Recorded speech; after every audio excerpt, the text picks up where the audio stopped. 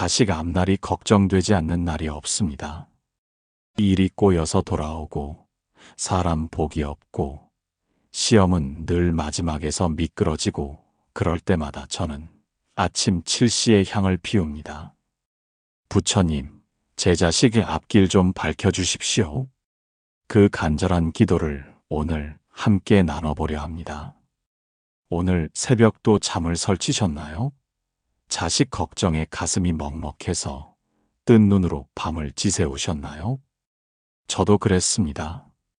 우리 큰딸이 회사에서 부당한 대우를 받을 때, 둘째 아들이 사업에 실패해서 빚더미에 앉았을 때, 막내가 대학 입시에서 연거푸 떨어졌을 때, 그때마다 제 가슴은 칼로 베이는 것처럼 아팠습니다. 부모 마음이라는 게 참 이상합니다. 자식이 잘 되면 내가 잘 된 것보다 더 기쁘고, 자식이 아프면 내가 아픈 것보다 더 아픕니다. 그래서일까요? 저는 매일 아침 7시 작은 불단 앞에 앉습니다. 향 한 자루 피우고 촛불 하나 켜놓고 그저 간절히 빕니다. 부처님, 저희 자식들 좀 도와주십시오. 제가 못난 부모라 자식들이 고생합니다. 제 업보는 제가 받겠습니다. 자식들은 좀 편안하게 살게 해주십시오. 이런 기도가 정말 들릴까요? 부처님이 정말 우리 자식들을 도와주실까요? 저도 처음엔 의심했습니다. 하지만 3년, 5년, 10년 매일같이 기도를 올리다 보니 신기한 일이 일어났습니다. 자식들의 삶이 조금씩, 아주 조금씩 달라지기 시작한 것입니다. 오늘은 그 이야기를 해보려 합니다. 부모의 간절한 기도가 어떻게 자식의 운명을 바꾸는지, 불교에서 말하는 기도의 힘이 무엇인지, 그리고 여러분도 오늘부터 시작할 수 있는 자식을 위한 3가지 불공 기도법을 알려드리겠습니다. 혹시 지금도 자식 걱정에 잠 못 이루고 계신가요?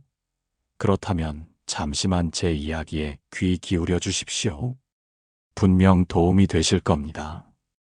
왜냐하면 이것은 제가 직접 경험하고 수많은 불자님들이 함께 경험한 살아있는 기도법이기 때문입니다. 그런데 여기서 중요한 게 있습니다. 기도는 그저 빌기만 하는 게 아닙니다. 올바른 방법으로, 올바른 마음으로, 올바른 시간에 해야 합니다. 그래야 부처님께 닿고 자식에게 복이 됩니다. 제가 왜 하필 아침 7시를 강조하는지 아십니까? 불교에서는 이 시간을 천지의 기운이 가장 맑은 시간이라고 합니다. 하루가 시작되는 시간, 모든 생명이 깨어나는 시간, 부처님의 자비가 온 세상에 퍼지는 시간입니다. 이때 올리는 기도는 그 어느 때보다 강한 힘을 갖습니다. 여러분, 혹시 자식이 출근할 때 마음속으로라도 오늘 하루 잘 되길 하고 빌어보신 적 있으신가요? 그것도 기도입니다. 하지만 오늘 제가 알려드리는 방법으로 하시면 그 기도의 힘이 10배, 100배 강해집니다. 자, 이제 시작해 볼까요? 먼저 제가 어떻게 이 기도를 시작하게 되었는지 그 아픈 사연부터 들려드리겠습니다. 아마 여러분도 비슷한 경험이 있으실 겁니다. 부모라면 누구나 겪는 그런 가슴 아픈 순간들 말입니다. 3년 전 우리 아들이 직장에서 해고당했습니다. 책임감 하나로 버텼던 자식이 그날 밤 제게 말했어요. 엄마, 나 너무 부끄러워. 그날 이후 매일 아침 저는 작은 촛불 하나 켜고 기도를 올렸습니다. 이 아이가 다시 일어설 힘을 주소서. 그 기도 덕분일까요?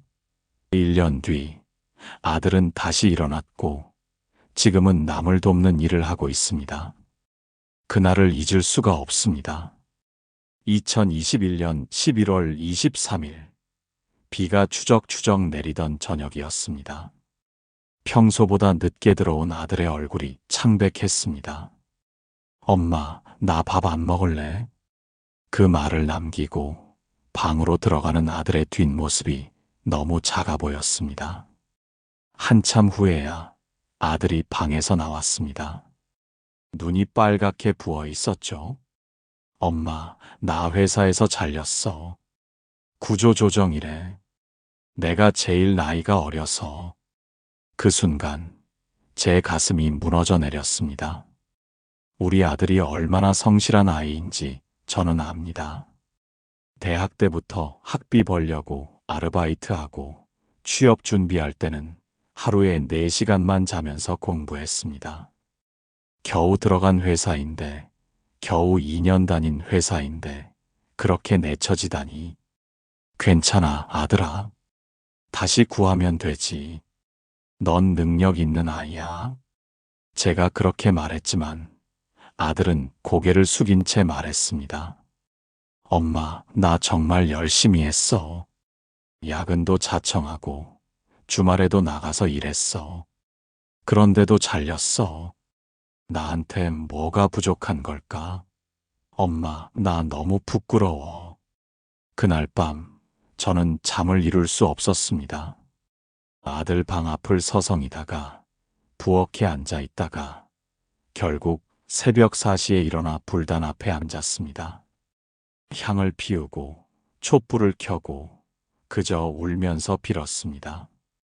부처님, 우리 아들 좀 도와주세요. 얼마나 착한 아이인데, 얼마나 성실한 아이인데, 왜 이런 시련을 주십니까? 제가 전생에 무슨 죄를 지었으면 제가 받겠습니다. 자식은 좀 놔주세요. 그렇게 울면서 기도하다가 문득 생각이 들었습니다. 내가 이렇게 흔들리면 아들은 더 흔들리겠구나.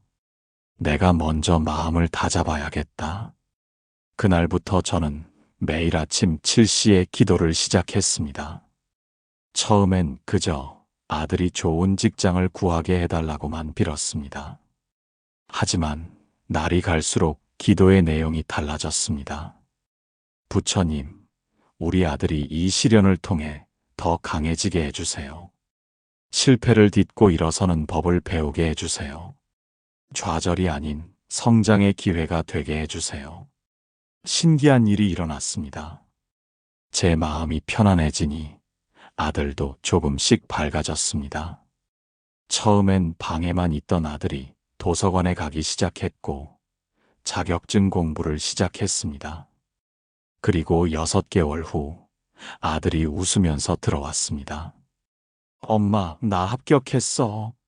비영리단체인데 거기서 어려운 사람들 돕는 일한데 월급은 적지만 나 이런 일 하고 싶었어.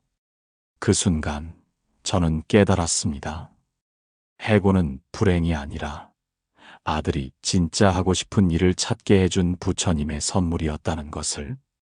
제 기도가 단순히 직장을 구하게 해준 게 아니라 아들의 인생 방향을 바꿔준 것입니다. 지금 아들은 너무 행복해합니다. 엄마, 나 요즘 출근하는 게 즐거워. 내가 하는 일이 누군가에게 도움이 된다는 게 이렇게 뿌듯한 일인지 몰랐어. 여러분의 자식은 지금 어떤 어려움을 겪고 있나요?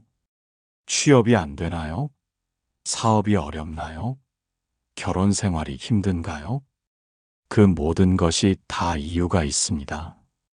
부처님은 우리가 감당할 수 없는 시련은 주지 않으십니다. 다만 우리가 그 의미를 깨닫지 못할 뿐입니다. 제가 매일 아침 7시에 기도하면서 깨달은 것이 있습니다.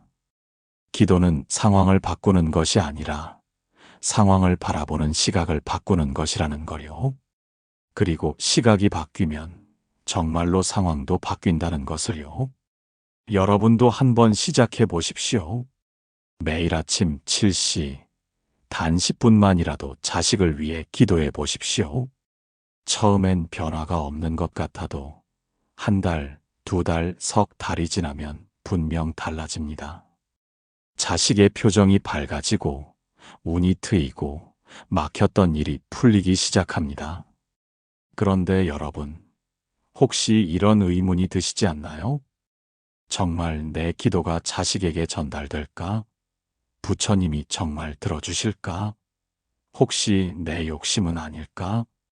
네, 저도 그런 의문이 들었습니다. 그래서 더 깊이 공부하고 스님들께 여쭤보고 경전을 찾아봤습니다. 그리고 놀라운 사실을 알게 되었습니다. 나는 좋은 어머니였을까? 그 아이가 힘들 때 나는 무엇을 해줬던가? 기도를 한다는 건 정말 아이에게 도움이 되는 걸까? 혹시 내 집착으로 부처님을 귀찮게 하는 건 아닐까? 하지만 또 생각합니다. 부모의 기도는 집착이 아니라 자비가 아닐까? 아들이 해고당한 후 저는 스스로를 끊임없이 자책했습니다. 내가 더 좋은 학원에 보냈더라면, 내가 더 많이 뒷바라지 했더라면, 내가 인맥이 좀 있었더라면, 그러다가 문득 더 깊은 질문이 떠올랐습니다. 나는 과연 좋은 어머니였을까? 돌이켜보니 저는 늘 자식들에게 공부해라, 취직해라, 결혼해라 하고 재촉만 했지, 정작 그 아이들의 마음을 들여다본 적이 있었던가 싶었습니다. 성적표만 보고 기뻐하거나 실망했지, 아이가 왜 힘들어하는지, 무엇을 원하는지 제대로 물어본 적이 없었습니다. 그래서 더 간절히 기도했습니다. 하지만 기도하면서도 의문이 들었습니다. 이게 정말 아이를 위한 걸까? 아니면 내 마음을 달래기 위한 걸까? 어느 날 절에 가서 스님께 여쭤봤습니다. 스님, 제가 매일 자식을 위해 기도하는데요. 이게 혹시 집착 아닐까요? 부처님 가르침에는 집착을 버리라고 하시는데 자식 걱정하는 것도 집착 아닌가요? 스님께서 잔잔히 웃으시며 말씀하셨습니다.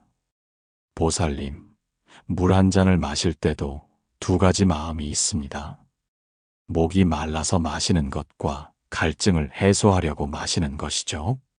같은 행동이지만 마음은 다릅니다. 자식을 위한 기도도 마찬가지입니다. 무슨 말씀이신지, 자식이 잘 되어서 내가 자랑하고 싶다. 내 노후를 책임져 달라. 이런 마음으로 하는 기도는 집착입니다. 하지만 순수하게 그 아이의 행복을 바라는 마음, 그 아이가 고통에서 벗어나기를 바라는 마음으로 하는 기도는 자비입니다. 그 말씀을 듣고 저는 제 기도를 돌아봤습니다. 처음엔 분명 우리 아들 좋은데 취직해서 남들에게 자랑하고 싶다는 마음도 있었습니다. 나이 들어서 아들이 잘 살면 나도 편하겠지라는 계산도 있었고요. 하지만 날이 갈수록 그런 마음은 사라지고 오직 아들이 행복하기만을 바라는 마음만 남았습니다. 아들이 웃는 모습을 보고 싶고, 아들이 자신감을 되찾기를 바라고, 아들이 의미 있는 삶을 살기를 바라는 마음만 남았습니다. 스님께서 또 말씀하셨습니다. 기도는 마법이 아닙니다. 부처님께 뭔가를 달라고 조르는 게 아니에요. 기도는 우리 마음을 맑게 하고 그 맑은 마음이 주변에 영향을 미치는 것입니다. 보살님이 불안해하면 자식도 불안해합니다. 보살님이 평안하면 자식도 평안해집니다. 정말 그랬습니다. 제가 울면서 기도할 때는 아들도 더 힘들어했습니다. 하지만 제가 마음을 다잡고 차분히 기도하니 아들도 안정을 찾았습니다. 또 한 가지 깨달은 것이 있습니다. 기도를 하다 보면 자연스럽게 자식을 있는 그대로 받아들이게 됩니다. 왜 우리 아이는 남의 집 아이처럼 잘나지 못할까 하는 비교하는 마음이 사라지고 우리 아이는 우리 아이대로의 길이 있구나 하는 수용하는 마음이 생깁니다. 그런데 여기서 또 의문이 생겼습니다. 그렇다면 기도는 나를 위한 것인가? 자식을 위한 것인가? 이 질문에 대한 답을 찾기 위해 저는 불경을 읽기 시작했습니다. 그리고 부처님의 가르침 속에서 놀라운 진리를 발견했습니다. 부모와 자식은 둘이 아니라 하나라는 것. 내 기도는 곧 자식의 복이 된다는 것을 알게 되었습니다. 여러분도 혹시 이런 갈등을 겪고 계신가요? 내가 이렇게 자식 걱정하는 게 맞나? 기도한다고 정말 달라질까? 혹시 미신 아닐까? 이런 의문이 드는 것은 당연합니다. 저도 그랬으니까요. 하지만 한 가지 분명한 것은 부모가 자식을 생각하는 마음만큼 순수하고 강력한 힘은 없다는 것입니다. 그 마음을 올바른 방향으로 모으는 것이 바로 기도입니다. 여러분의 경험은 어떠신가요? 댓글로 나눠주세요. 자식 걱정에 잠 못 드는 밤, 어떻게 마음을 다스리시는지, 혹시 기도를 해보신 적이 있다면 어떤 변화가 있었는지 들려주세요. 우리 모두 같은 부모 마음이니까 서로 위로하고 힘이 되어줄 수 있을 겁니다. 부처님께서는 이렇게 말씀하셨습니다. 마음이 머무는 곳에 길이 열리고 기도는 그 마음을 밝히는 등불이다. 제자 아난다가 물었습니다. 스승이시여, 기도만으로 자식을 도울 수 있습니까? 부처님은 미소 지으며 답하셨지요. 기도는 업을 녹이고 업이 사라지면 인연도 달라진다. 이 이야기는 제가 가장 좋아하는 부처님 일화 중 하나입니다. 어느 날 한 여인이 부처님을 찾아왔습니다. 그녀의 아들이 큰 병에 걸려 죽어가고 있었습니다. 온갖 약을 써도 낫지 않자 마지막 희망으로 부처님을 찾은 것입니다. 부처님, 제 아들을 살려주세요. 제가 대신 죽겠습니다. 제발 제 아들만은. 여인은 부처님 발 앞에 엎드려 울며 빌었습니다. 부처님께서는 조용히 여인을 일으켜 세우시고 말씀하셨습니다. 그대의 마음이 참으로 간절하구나. 하지만 죽음은 누구도 피할 수 없는 법이다. 그럼 제 아들은 그냥 죽어야 한다는 말씀이십니까? 그것이 아니다. 내가 그대에게 한 가지 방법을 알려주겠다. 마을로 가서 한 번도 죽음을 겪지 않은 집에서 겨자씨 한 줌을 얻어오너라. 그것으로 약을 만들어 주겠다. 여인은 기뻐하며 마을로 달려갔습니다. 하지만 어느 집을 가도 죽음을 겪지 않은 집은 없었습니다. 할아버지가 돌아가신 집, 아이를 잃은 집, 남편을 먼저 보낸 집, 모든 집에 죽음의 슬픔이 있었습니다. 해가 저물 무렵 여인은 빈손으로 부처님께 돌아왔습니다. 하지만 그녀의 얼굴은 아침과 달랐습니다. 슬픔은 여전했지만 그 속에 깊은 깨달음이 있었습니다. 부처님, 이제 알겠습니다. 죽음은 우리 집만의 일이 아니었습니다. 모든 사람이 겪는 일이었습니다. 부처님께서 고개를 끄덕이셨습니다. 그렇다. 이제 그대는 진정한 기도를 할 수 있다. 아들의 죽음을 막아달라고 비는 것이 아니라 아들이 편안하기를 비는 기도를, 그리고 모든 아픈 이들이 고통에서 벗어나기를 비는 기도를. 여인은 눈물을 흘리며 기도했습니다. 신기하게도 그날 밤 아들의 열이 내렸습니다. 의원도 놀랄 정도로 빠르게 회복되었습니다.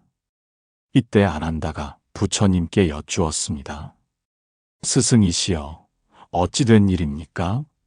여인의 기도가 정말로 아들을 살린 것입니까? 부처님께서 말씀하셨습니다. 아난다야, 기도의 힘을 모르는구나.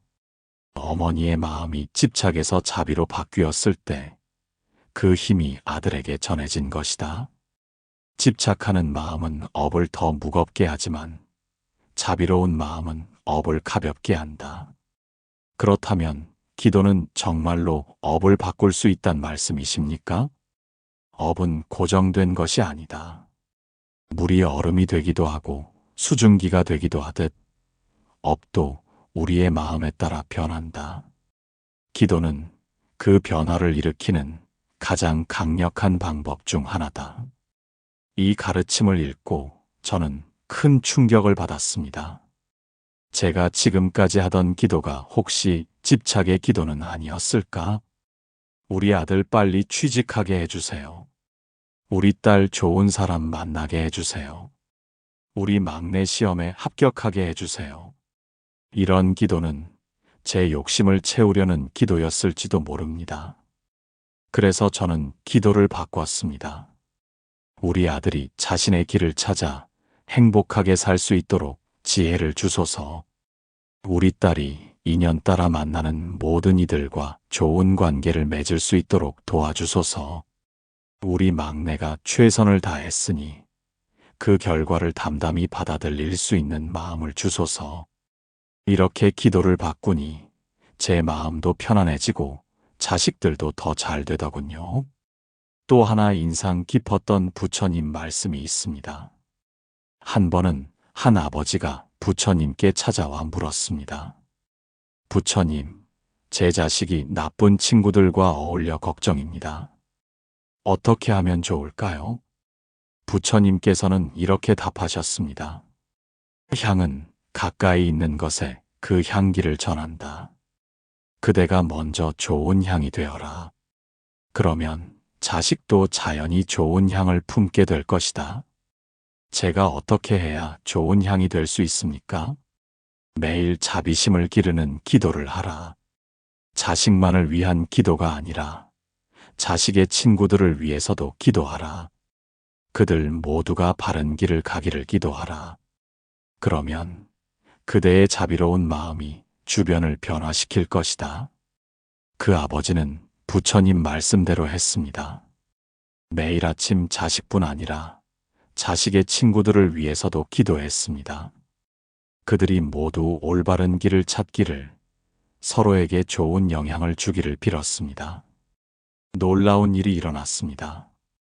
한 달쯤 지나자 아들이 아버지에게 와서 말했습니다. 아버지, 요즘 이상해요. 친구들이랑 있어도 재미가 없어요.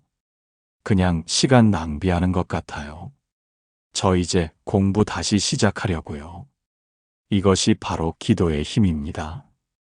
직접적으로 상황을 바꾸는 것이 아니라 마음을 바꾸고 그 바뀐 마음이 현실을 바꾸는 것입니다. 부처님께서는 또 이런 말씀도 하셨습니다. 부모의 은혜는 하늘보다 높고 바다보다 깊다. 하지만 더 큰 은혜는 자식에게 바른 길을 보여주는 것이다. 기도하는 부모의 모습은 자식에게 가장 큰 가르침이 된다. 여러분, 우리가 자식을 위해 기도하는 모습을 자식들이 봅니다. 말로 100번 가르치는 것보다 새벽에 일어나 정성스럽게 기도하는 부모의 모습이 더 큰 교육이 됩니다. 제 둘째 딸이 한 번은 이런 말을 했습니다. 엄마, 나도 엄마처럼 매일 기도하는 사람이 되고 싶어. 엄마가 우리 위해 기도하는 거 다 알아. 그래서 힘들 때도 포기하지 않을 수 있었어. 그 말을 듣고 얼마나 눈물이 났는지 모릅니다. 제 기도가 단순히 소원을 비는 것이 아니라 자식에게 삶의 자세를 가르치고 있었던 것입니다. 경전에는 이런 구절도 있습니다. 기도는 마음의 연꽃을 피우는 일이다. 진흙 속에서도 깨끗한 꽃을 피우는 연꽃처럼 어려운 현실 속에서도 희망을 잃지 않는 것이 기도의 힘이다. 우리 자식들이 지금 진흙 같은 현실에 있을지도 모릅니다. 취업난, 경제난, 인간관계의 어려움하지만 부모의 기도는 그 진흙 속에서도 연꽃을 피울 수 있는 힘을 줍니다. 제가 특히 감동받은 것은 회향에 대한 가르침입니다. 부처님께서는 기도의 공덕을 자신만을 위해 쓰지 말고 모든 중생과 나누라고 하셨습니다. 그래서 저는 이제 이렇게 기도합니다. 제가 오늘 올린 기도의 공덕을 우리 자식뿐 아니라 세상의 모든 자식들과 나눕니다. 모든 부모의 마음이 편안하고 모든 자식이 행복하기를 바랍니다. 신기하게도 이렇게 기도하니 제 마음이 더 넓어지고 평안해졌습니다.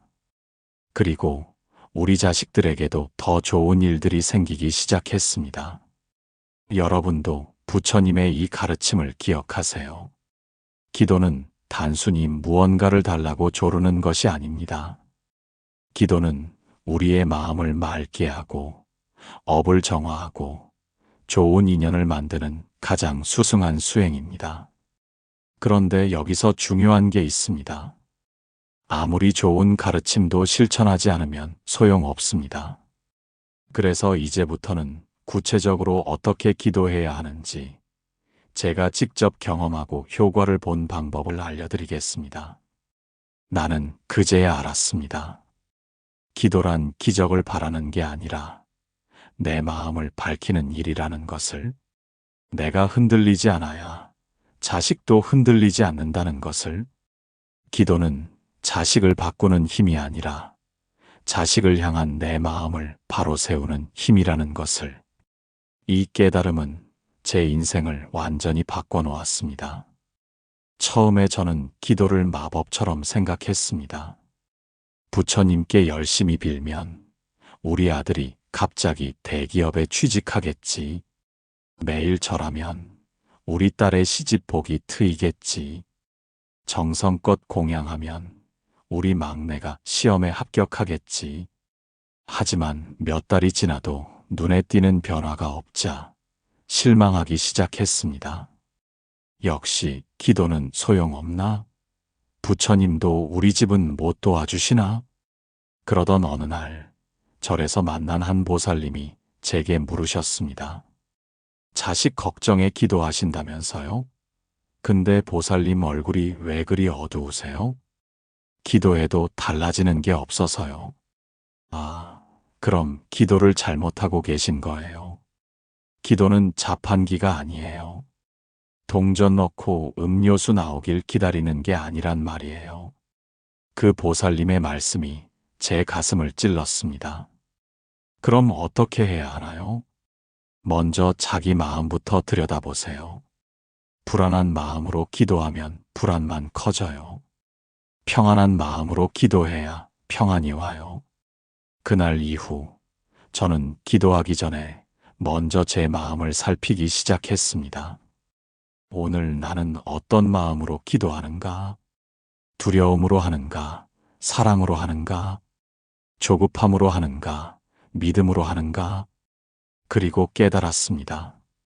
제가 불안한 마음으로 기도할 때는 집안 분위기도 무거웠고 자식들도 더 힘들어했다는 것을, 반대로 제가 평안한 마음으로 기도할 때는 집안이 화목했고 자식들도 편안해했다는 것을, 한 예를 들어보겠습니다. 우리 큰딸이 결혼 3년 만에 이혼 위기를 맞았을 때였습니다. 사위가 바람을 피운 것도 아니고 딸이 잘못한 것도 아닌데 성격 차이로 매일 싸웠습니다. 처음엔 제가 더 속상해서 울면서 기도했습니다. 부처님, 우리 딸 불쌍합니다. 이혼하면 어떻게 살아요? 제발 사위 마음 좀 돌려주세요. 그런데 이상하게도 제가 이렇게 기도할수록 딸의 부부싸움은 더 심해졌습니다. 딸이 전화할 때마다 엄마, 나 정말 못 살겠어라고 울었습니다. 어느 날 문득 깨달았습니다. 아, 내가 딸의 불안을 더 키우고 있구나. 내 불안이 딸에게 전해지고 있구나. 그날부터 기도를 바꿨습니다. 부처님, 우리 딸과 사위가 서로를 이해할 수 있는 지혜를 주소서. 둘이 함께하는 것이 좋으면 함께하게 하시고 떨어지는 것이 좋으면 떨어지게 하소서. 어떤 결과든 그들에게 가장 좋은 길로 인도하소서. 마음을 내려놓고 이렇게 기도하니 제 마음이 먼저 편안해졌습니다. 그리고 딸과 통화할 때도 달라졌습니다.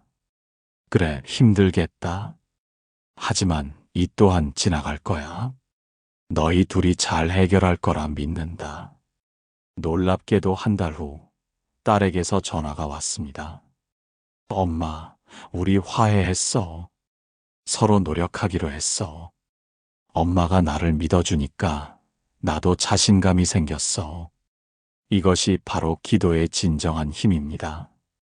기도는 상황을 바꾸는 것이 아니라 상황을 대하는 우리의 마음을 바꾸는 것입니다. 그리고 그 바뀐 마음이 결국 상황도 바꾸는 것입니다. 또 하나 중요한 깨달음이 있습니다. 기도는 나와 자식을 분리하는 것이 아니라 하나로 연결하는 것입니다. 불교에서는 연기법이라고 합니다. 모든 것은 서로 연결되어 있다는 뜻이죠. 부모와 자식은 특히 더 깊이 연결되어 있습니다. 부모의 마음이 곧 자식의 마음에 영향을 미칩니다. 제가 이것을 깨달은 것은 막내 아들 때문이었습니다. 막내가 대학 입시에 3번이나 떨어졌을 때 저는 거의 우울증에 걸릴 지경이었습니다. 왜 우리 막내만 이렇게 안 되는 거야? 그런데 어느 날 막내가 제게 말했습니다. 엄마가 너무 힘들어하니까 나도 더 힘들어. 나는 괜찮은데 엄마 때문에 더 미안하고 부담스러워. 그 말에 충격을 받았습니다. 제가 자식을 위한다고 하는 걱정이 오히려 자식에게 짐이 되고 있었던 것입니다. 그때부터 저는 기도할 때 이렇게 마음먹었습니다. 내가 먼저 행복해져야 자식도 행복하다. 내가 먼저 평안해져야 자식도 평안하다. 그리고 기도의 내용도 바꿨습니다. 부처님, 저에게 지혜를 주소서. 자식을 있는 그대로 받아들이는 지혜를, 자식의 실패를 성장의 기회로 보는 지혜를, 자식을 믿고 기다리는 지혜를. 이렇게 기도하니 제 마음이 달라졌습니다. 막내가 또 떨어져도 괜찮아. 내년에는 더 좋은 곳에 갈 수 있을 거야 라고 격려할 수 있었습니다. 그리고 정말 다음 해에 막내는 자신이 정말 가고 싶던 대학에 합격했습니다. 엄마가 믿어줘서 포기하지 않을 수 있었어. 고마워. 여러분, 이제 아시겠습니까? 기도의 진정한 의미를. 기도는 부처님께 뭔가를 해달라고 떼쓰는 것이 아닙니다. 기도는 우리 자신을 변화시키는 가장 강력한 도구입니다. 흔들리는 부모 밑에서 자식이 바로 설 수 없습니다. 불안한 부모 밑에서 자식이 안정될 수 없습니다. 하지만 기도하는 부모, 마음이 평안한 부모 밑에서 자식은 어떤 어려움도 이겨낼 힘을 얻습니다. 그래서 저는 이제 매일 아침 이렇게 기도합니다. 부처님, 저를 좋은 부모로 만들어 주소서.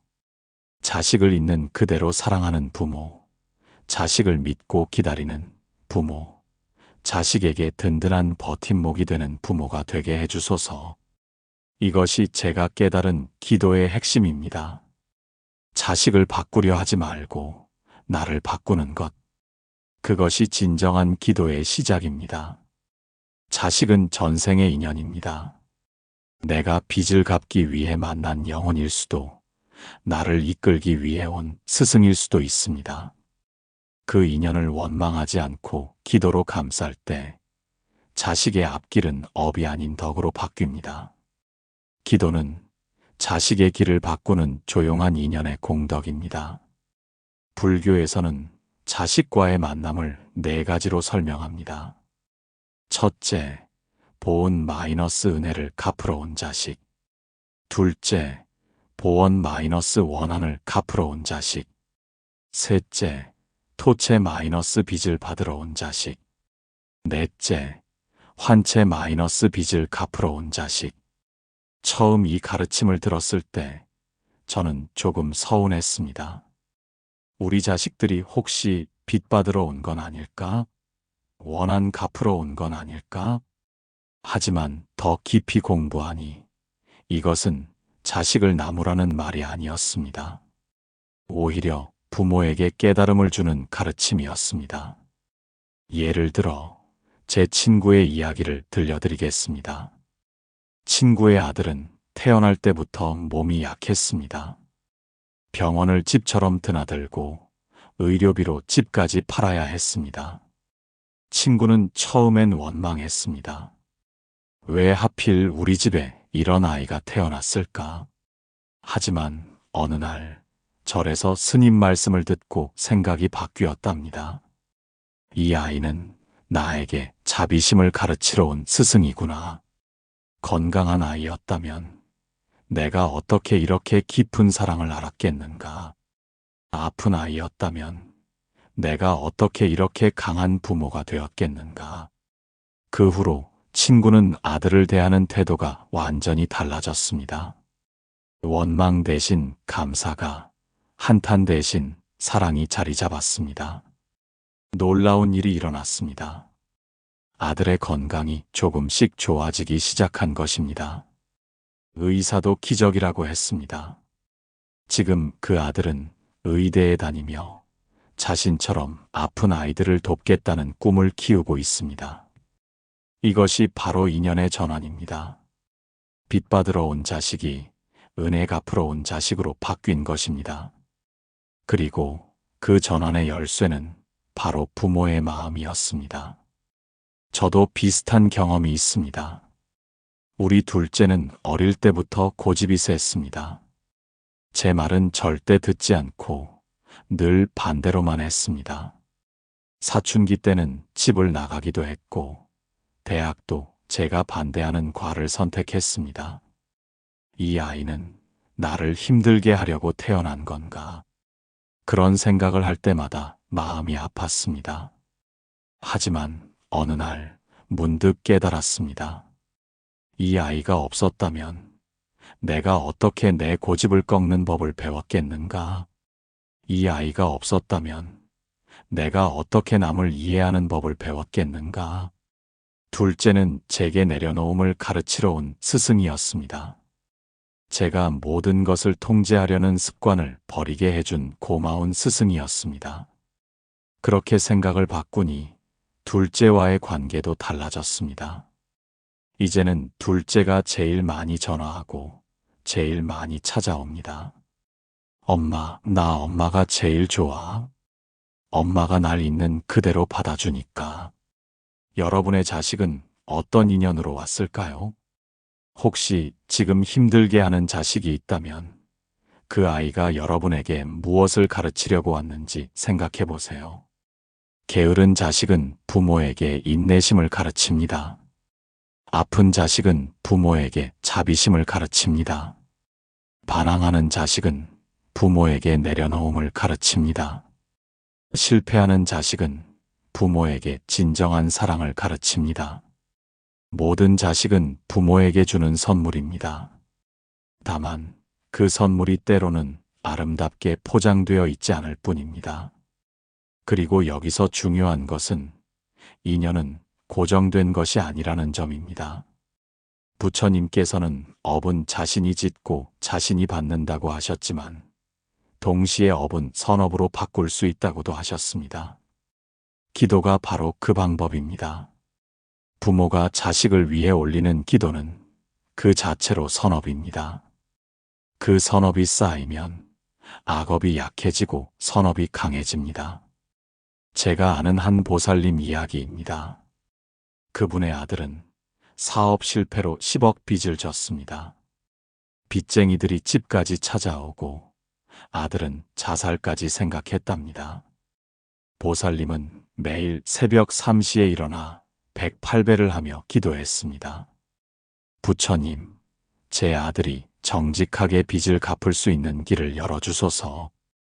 도망가지 않고 당당하게 살 수 있는 힘을 주소서. 3년이 지났습니다. 아들은 작은 가게를 시작했고 조금씩 빚을 갚아나갔습니다. 10년이 지난 지금 빚을 다 갚았을 뿐 아니라 남을 돕는 사업가가 되었습니다. 보살님은 말합니다. 그 빚은 아들에게 온 시험이었어요. 그리고 제 기도는 그 시험을 통과할 힘을 준 거예요. 만약 제가 원망하고 한탄만 했다면 아들은 무너졌을 거예요. 여러분, 이제 자식을 다시 보세요. 그 아이가 왜 여러분께 왔는지, 무엇을 가르치려 왔는지, 어떤 인연으로 만났는지 생각해 보세요. 그리고 그 인연을 원망하지 말고 감사하세요. 어려운 자식일수록 부모를 더 성장시킵니다. 힘든 인연일수록 더 큰 깨달음을 줍니다. 기도는 그 인연을 아름답게 만드는 도구입니다. 원망을 감사로, 미움을 사랑으로, 집착을 자비로 바꾸는 연금술입니다. 오늘부터 자식을 볼 때마다 이렇게 생각하세요. 이 아이는 나에게 온 부처님이다. 나를 가르치고 성장시키려고 온 스승이다. 그러면 자식을 대하는 마음이 달라집니다. 그리고 그 달라진 마음이 자식의 운명을 바꿉니다. 자, 이제 구체적인 기도법을 알려드리겠습니다. 제가 10년 동안 매일 실천하면서 효과를 본 검증된 방법입니다. 아침 7시 자식을 위한 3가지 기도법. 첫 번째, 삼귀의 기도. 삼귀란 부처님불, 부처님의 가르침법, 부처님의 제자들 쓴 이 3가지 법에 귀의한다는 뜻입니다. 매일 아침 7시 깨끗한 물 한 잔을 올리고 향을 피운 후 이렇게 기도하세요. 귀불 양족존, 귀법 이욕존, 귀승 중중존. 이것을 3번 반복합니다. 그리고 이어서 우리말로 이렇게 기도합니다. 부처님께 귀의하오니 제 자식가 올바른 길로 가게 하소서. 부처님 법에 귀의하오니 제 자식이 지혜로운 선택을 하게 하소서.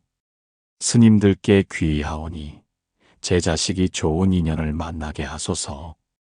이 기도를 하면서 중요한 것은 자식의 얼굴을 떠올리며 미소 짓는 것입니다. 찡그린 얼굴로 기도하면 안 됩니다. 자식이 행복한 모습을 상상하며 따뜻한 마음으로 기도하세요. 두 번째, 관세음보살 진언. 관세음보살은 중생의 고통을 들어주는 자비의 보살입니다. 자식이 특히 힘들어할 때 이 진언을 하면 큰 도움이 됩니다. 옴마니 판매훔하. 이것을 108번 반복합니다. 108번이 부담스러우면 21번 또는 7번이라도 좋습니다. 중요한 것은 숫자가 아니라 정성입니다. 진언을 할 때는 이런 마음으로 하세요. 마이너스 자식의 몸이 건강하기를, 마이너스 자식의 마음이 평안하기를, 니 마이너스 자식에게 지혜가 생기기를, 반 마이너스 자식의 업장이 소멸되기를, 매 마이너스 자식에게 좋은 인연이 오기를, 훔 마이너스 자식의 소원이 이루어지기를. 저는 이 진언을 하면서 많은 기적을 경험했습니다.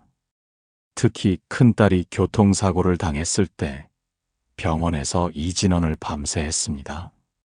의사도 놀랄 정도로 빨리 회복되었고 후유증도 없었습니다. 세 번째, 자식 이름을 부르는 기도문.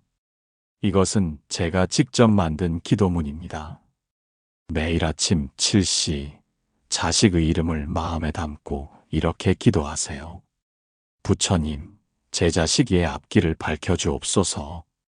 기회가 인연을 맺고 고난은 덕으로 변하게 해주소서. 제가 업을 짊어지겠습니다. 자식은 가볍게 걸을 수 있도록 하소서. 이 기도문의 핵심은 내가 업을 짊어지겠다는 부분입니다. 부모가 자식의 업을 대신 받겠다는 것, 이것이 부모의 자비입니다. 실제로 이렇게 기도하면 자식의 짐이 가벼워집니다. 제 막내가 공무원 시험을 볼 때의 일입니다. 7번 떨어지고 8번째 도전이었는데 시험 전날 이렇게 기도했습니다. 부처님, 제 자식이 그동안 흘린 땀과 눈물을 아십니다. 이번에는 그 노력의 결실을 보게 해주소서. 만약 이번에도 안 된다면 더 좋은 길을 보여주소서. 제가 모든 근심을 짊어지겠습니다. 자식은 홀가분한 마음으로 시험을 보게 해주소서. 막내는 그날 처음으로 편안한 마음으로 시험을 봤다고 합니다. 그리고 합격했습니다. 엄마, 이상하게 이번엔 하나도 안 떨렸어. 엄마가 다 짊어진다고 했잖아. 그 말이 힘이 됐어. 이 기도는 매일 반복할수록 업이 걷히고 길이 열립니다. 하지만 여기서 주의할 점이 있습니다. 첫째, 기도는 새벽이나 아침에 하는 것이 좋습니다. 하루 중 가장 맑은 시간이기 때문입니다. 저녁에 하면 하루의 피로와 잡념이 섞여서 기도에 집중하기 어렵습니다. 둘째, 기도할 때는 깨끗한 옷을 입으세요. 잠옷 차림으로 하지 마시고 단정한 옷을 입고 하세요.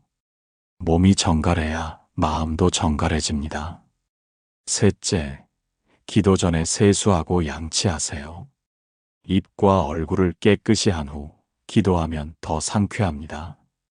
부처님께 올리는 예의이기도 합니다. 넷째, 향을 피우면 좋지만 없으면 안 해도 됩니다. 향은 마음을 집중시키는 도구일 뿐입니다. 중요한 것은 정성이지 형식이 아닙니다. 다섯째, 기도할 때는 자식의 단점보다 장점을 생각하세요. 우리 아이는 게을러요가 아니라 우리 아이는 여유가 있어요. 우리 아이는 고집이세요가 아니라 우리 아이는 의지가 강해요. 이렇게 긍정적으로 바꿔서 생각하세요. 여섯째, 기도 후에는 반드시 회양하세요. 제가 오늘 올린 기도의 공덕을 모든 부모와 자식들에게 나눕니다. 모든 자식이 행복하고 모든 부모가 평안하기를 바랍니다. 이렇게 회양하면 기도의 힘이 더 커집니다. 일곱째, 기도만 하고 끝내지 마세요. 기도 후에는 자식에게 따뜻한 말 한마디 해주세요. 오늘도 좋은 하루 보내라. 내가 있어서 엄마는 행복해. 힘들면 언제든 엄마한테 기대. 기도는 마음을 바꾸고 그 바뀐 마음은 행동으로 나타나야 합니다. 제가 특별히 추천하는 것은 21일 기도입니다. 어떤 소원이 있을 때 21일 동안 매일 같은 시간에 기도하세요. 21일은 습관이 만들어지는 시간입니다. 21일 동안 꾸준히 하면 분명 변화가 일어납니다. 제 친구 중에 아들이 마약에 빠진 분이 있었습니다. 그분은 21일 동안 새벽 4시에 일어나 108배를 하며 기도했습니다. 제 아들을 마약에서 구해주세요. 제가 대신 고통받겠습니다. 아들은 깨끗하게 해주세요. 15일째 되던 날 아들이 스스로 병원에 가겠다고 했답니다. 지금은 완전히 끊고 건강하게 살고 있습니다. 여러분도 자식 문제로 특별히 간절한 것이 있다면 21일 기도를 해보세요. 단, 중간에 하루라도 빼먹으면 처음부터 다시 시작해야 합니다. 그만큼 정성이 중요합니다. 또 하나, 보름 기도도 좋습니다. 음력 보름은 달이 가장 밝은 날입니다. 이날 기도하면 더 큰 감흥이 있다고 합니다. 매달 음력 보름날 아침에 특별히 정성껏 기도해 보세요. 평소보다 시간을 더 드리고 절도 더 많이 하고 마음도 더 간절히 하세요. 마지막으로 생일 기도를 잊지 마세요. 자식의 생일날 아침 그 아이가 태어난 시간에 기도하세요. 야, 네가 이 세상에 와줘서 고맙다. 부처님, 이 아이를 제게 보내주셔서 감사합니다. 이 아이가 태어난 뜻대로 잘 살 수 있게 도와주소서. 생일 기도는 축하가 아니라 감사입니다. 그 아이가 내 자식으로 와준 것에 대한 감사입니다. 이런 기도를 하면 자식도 부모의 사랑을 더 깊이 느낍니다. 여러분, 기도는 어렵지 않습니다. 거창한 준비도 필요 없고 특별한 재능도 필요 없습니다. 필요한 것은 오직 하나, 자식을 향한 사랑입니다. 그 사랑을 정성스럽게 표현하는 것이 기도입니다. 오늘부터 시작해 보세요.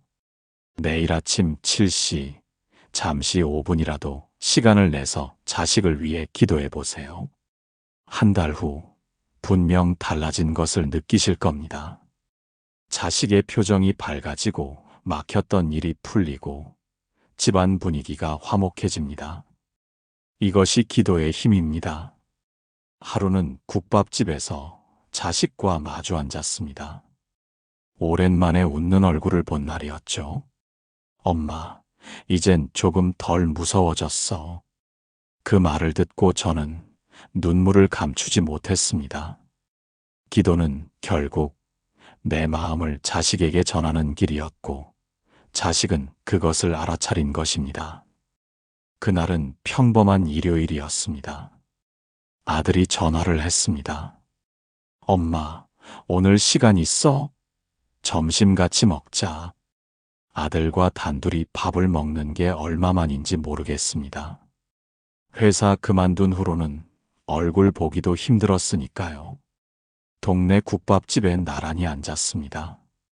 아들이 좋아하는 순대국밥을 시켰습니다. 엄마도 순대국밥 먹어. 여기 진짜 맛있어. 아들의 목소리가 예전과 달랐습니다. 어둡고 무거웠던 목소리가 한결 가벼워진 것 같았습니다. 국밥을 먹으며 이런저런 이야기를 나눴습니다. 새로 시작한 일, 만나는 사람들, 요즘 읽는 책. 그러다가 아들이 조용히 말했습니다. 엄마, 나 요즘 깨달은 게 있어. 뭔데? 엄마가 매일 아침 기도하는 거 알아? 내 방 앞을 지나가면서 작은 소리로 내 이름 부르는 것도 들었어. 순간 가슴이 뭉클했습니다. 그래, 들었구나. 처음엔 부담스러웠어. 나 때문에 엄마가 고생하는구나 싶어서. 근데 시간이 지나니까 달라졌어. 엄마가 나를 이렇게 사랑하는구나 싶더라고. 아들이 잠시 말을 멈추고 국물을 한 숟가락 떴습니다. 엄마, 미안해. 그동안 엄마 속 많이 썩였지? 아니야, 괜찮아. 알아. 엄마가 얼마나 걱정했는지. 내가 방에만 있을 때 엄마가 문 앞에서 한숨 쉬는 소리 다 들었어. 근데 나도 너무 힘들어서 엄마를 위로할 여유가 없었어. 아들의 눈가가 붉어졌습니다. 근데 신기한 게 엄마가 기도 시작하고 나서부터 뭔가 달라졌어. 엄마가 덜 불안해 보였어. 그러니까 나도 덜 불안해졌고. 정말? 응. 엄마가 괜찮아. 다 잘 될 거야 하고 말할 때 예전엔 그냥 하는 말인 줄 알았어. 근데 이젠 진짜 엄마가 그렇게 믿는다는 게 느껴져. 그래서 나도 믿게 됐어. 아들이 처음으로 환하게 웃었습니다. 엄마, 이제 조금 덜 무서워졌어. 앞날이, 실패가, 사람들 시선이. 왜냐면 엄마가 날 믿어주니까. 그 순간 저는 참았던 눈물이 왈칵 쏟아졌습니다. 울지 마, 엄마. 국밥 짜지잖아. 아들이 휴지를 건네며 웃었습니다. 근데 엄마, 나도 요즘 기도해. 정말? 응. 엄마가 가르쳐 준 거 아니야. 그냥 내 방식대로. 하늘님, 오늘도 최선을 다하게 해주세요. 그리고 우리 엄마 건강하게 해주세요라고. 그 말을 듣는 순간 모든 것이 보상받는 기분이었습니다. 제 기도가 헛되지 않았구나. 아들에게 전해졌구나. 그리고 아들도 기도하는 사람이 되었구나. 엄마, 고마워. 포기하지 않고 날 믿어줘서. 나도 이제 포기하지 않을게. 넘어져도 다시 일어날게. 엄마가 기도해 주니까 힘이 나. 국밥집을 나오며 아들이 제 어깨를 토닥였습니다. 엄마, 사실 나 다음 주에 면접 있어. 작은 회사지만 내가 하고 싶은 일이야. 기도해 줄래? 그럼 당연하지. 그날 밤 저는 또 울었습니다.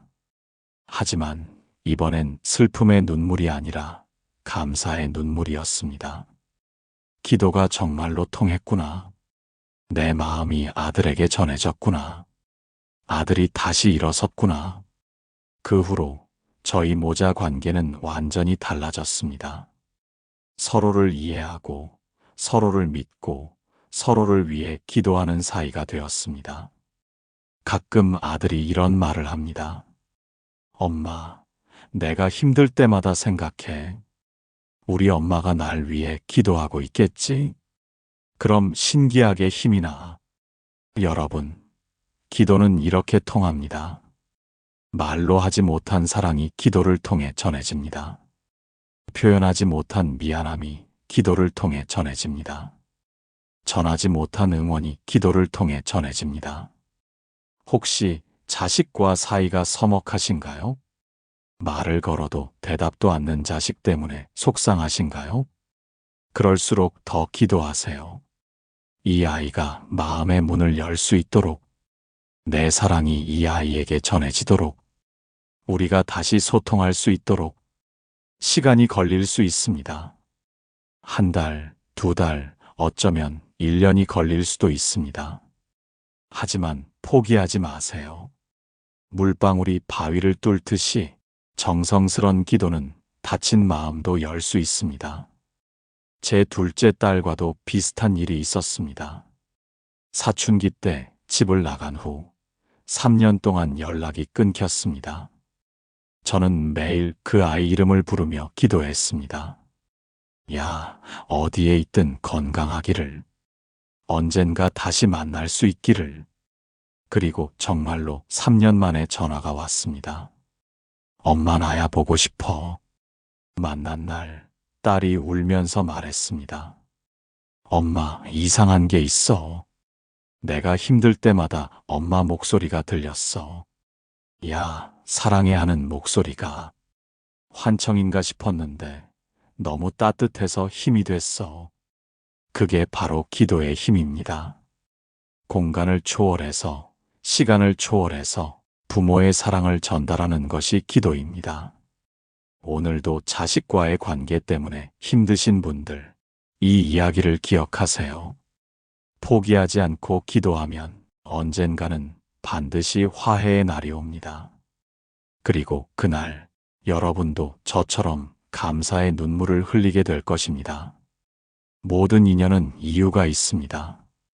자식이 아픈 이유, 일이 꼬이는 이유, 그 모든 건 업의 흐름입니다. 기도는 그 업을 조금씩 씻어내는 일입니다. 불교는 말합니다. 업은 내가 지었으나 기도는 업을 녹이는 공덕이다.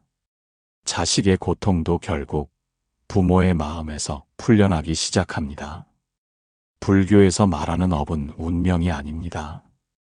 많은 분들이 오해하시는데 업은 바꿀 수 없는 숙명이 아니에요.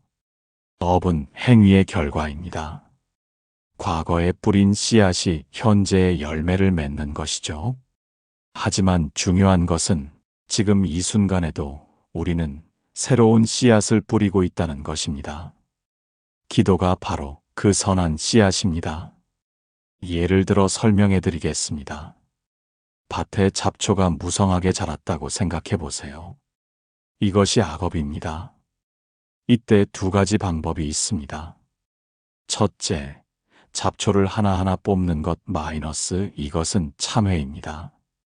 둘째, 좋은 씨앗을 많이 뿌려서 잡초가 자랄 자리를 없애는 것 마이너스 이것이 기도입니다. 부모가 자식을 위해 기도할 때 그것은 자식의 삶에 선한 씨앗을 뿌리는 일입니다. 그 씨앗이 자라서 열매를 맺으면 악업의 힘이 자연스럽게 약해집니다. 제가 아는 실제 사례를 들려드리겠습니다.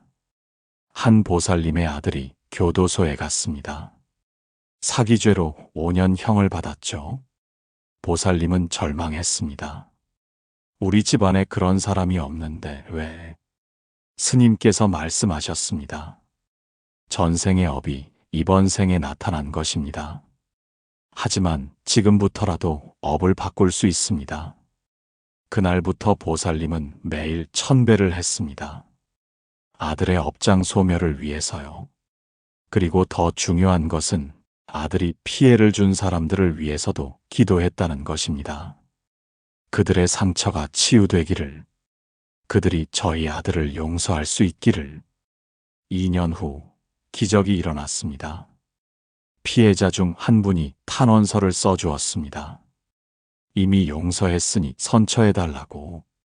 결국 아들은 3년 만에 가석방되었고 지금은 자신의 경험을 살려 출소자들을 돕는 일을 하고 있습니다. 이것이 바로 업의 전환입니다. 죄업이 공덕으로 바뀐 것입니다.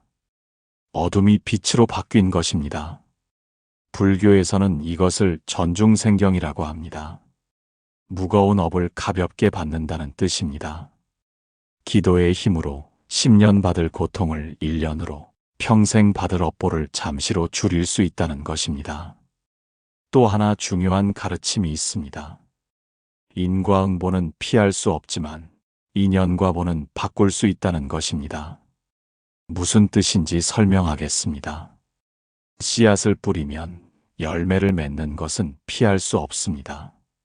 하지만 그 과정에서 어떤 연을 만나느냐에 따라 열매는 완전히 달라집니다.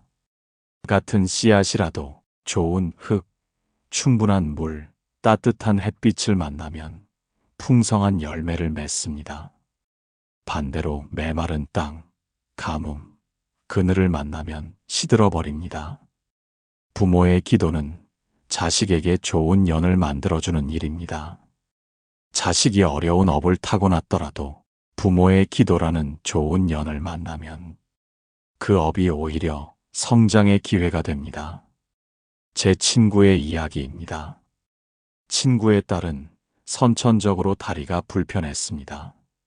의사는 평생 휠체어를 타야 할 거라고 했죠. 친구는 울면서 원망했습니다. 왜 하필 우리 아이가? 하지만 스님의 말씀을 듣고 생각을 바꿨습니다. 이 아이가 불편한 몸으로 태어난 것은 전생의 업입니다. 하지만 이번 생에서 어떻게 살아가느냐는 부모님의 기도와 사랑에 달려 있습니다. 친구는 매일 새벽에 일어나 기도했습니다. 이 아이가 몸은 불편해도 마음은 건강하게, 다리는 불편해도 영혼은 자유롭게, 그리고 딸에게 늘 말했습니다. 내 다리는 조금 특별할 뿐이야. 그래서 너는 남들이 보지 못하는 것을 볼 수 있어. 20년이 지난 지금 그 딸은 장애인 인권 변호사가 되었습니다. 휠체어를 타고 법정에 서서 자신처럼 아픈 사람들을 위해 싸웁니다. 친구는 말합니다. 만약 우리 딸이 건강했다면 이렇게 많은 사람을 도울 수 있었을까? 장애는 저주가 아니라 선물이었어. 이것이 바로 업의 승화입니다. 악업이 선업으로, 고통이 자비로, 한계가 가능성으로 바뀐 것입니다. 여러분의 자식도 마찬가지입니다. 지금 어떤 어려움을 겪고 있든 그것은 끝이 아니라 시작입니다. 부모의 기도가 더해지면 그 어려움은 더 큰 성장의 발판이 됩니다. 마지막으로 회향의 중요성을 다시 한번 강조하고 싶습니다. 기도의 공덕을 나 혼자, 내 자식만을 위해 쓰지 마세요. 오늘 제가 올린 기도의 공덕을 세상의 모든 아픈 자식들과 나눕니다. 모든 부모의 눈물이 기쁨이 되기를. 이렇게 회향하면 여러분의 기도는 더 큰 힘을 갖습니다. 왜냐하면 불교에서는 자비심이 클수록 공덕도 크다고 가르치기 때문입니다. 내 자식만을 위한 기도는 작은 그릇에 물을 담는 것과 같습니다. 하지만 모든 자식을 위한 기도는 바다에 물을 붓는 것과 같습니다. 그 공덕의 바다에서 여러분의 자식도 더 큰 복을 받게 됩니다. 여러분, 기억하세요. 업은 운명이 아닙니다. 업은 기회입니다. 기도로 그 기회를 축복으로 바꾸는 것, 그것이 부모가 자식에게 줄 수 있는 가장 큰 선물입니다. 오늘도 내일도 포기하지 말고 기도하세요. 그 기도가 쌓이고 쌓여서 언젠가 자식의 삶에 기적을 만들 것입니다. 부모의 기도는 자식의 운명을 바꿉니다. 매일 아침 7시 함께 기도해 보십시오. 자식의 길이 달라집니다. 사랑하는 여러분, 오늘 긴 이야기를 함께 해주셔서 감사합니다. 제가 10년 동안 매일 기도하면서 깨달은 것은 단 하나입니다. 부모의 사랑만큼 강한 힘은 없다는 것. 그리고 그 사랑을 기도로 표현할 때 하늘도 감동한다는 것입니다. 여러분의 자식이 지금 어떤 상황에 있든 절대 포기하지 마세요. 실패했다고요? 그것은 성공을 위한 준비입니다. 아프다고요? 그것은 더 강해지기 위한 과정입니다. 방황한다고요? 그것은 자신의 길을 찾아가는 여정입니다. 부모의 기도는 그 모든 과정에 빛을 비추는 등대입니다. 내일 아침 7시 작은 촛불 하나 켜놓고 시작해 보세요. 처음엔 어색할 수 있습니다. 무슨 말을 해야 할지 모를 수도 있습니다. 그럴 때는 그저 이렇게 말하세요. 부처님, 우리 이 잘 되게 해주세요. 이 한마디면 충분합니다. 중요한 것은 화려한 말이 아니라 진실한 마음입니다. 그리고 기억하세요. 기도는 즉시 효과가 나타나는 것이 아닙니다. 하지만 물방울이 바위를 뚫듯이 꾸준한 기도는 반드시 길을 만듭니다. 제가 장담합니다. 3개월 후 여러분은 변화를 느끼실 것입니다. 6개월 후 자식이 달라진 것을 보실 것입니다. 1년 후 기적을 경험하실 것입니다. 혹시 지금도 망설이고 계신가요? 나 같은 사람의 기도를 부처님이 들어주실까? 이미 너무 늦은 건 아닐까?